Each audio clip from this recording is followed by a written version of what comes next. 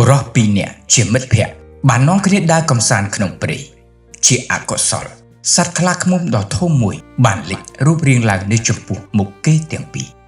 បុរសម្នាក់ក្នុងចំណោមទាំងពីរនាក់ដែលកំពុងតែភិតភ័យក៏ស្ទុះប្រវេប្រវាឡើងដើមឈើមួយដែលនៅក្បែរនោះហើយទុកឲ្យមិត្តភក្តិរបស់ខ្លួននៅប្រឈមនឹងសត្វខ្លាឃ្មុំតែម្នាក់ឯង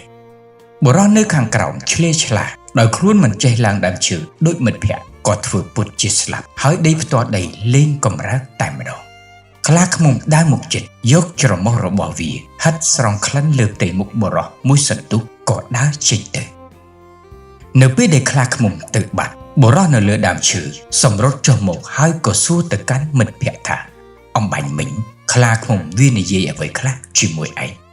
បុរសឆ្លើយវាប្រាប់ថាកុំឲ្យយើងធ្វើដំណើរជាមួយមិត្តភក្តិដូចជារូបឯងទៀត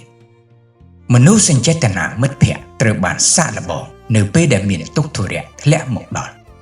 មិត្តភក្តិពិតប្រាកដគេនឹងមិនបោះបង់ចោលយើងទេនៅពេលដែលមានគ្រោះថ្នាក់ម្ដង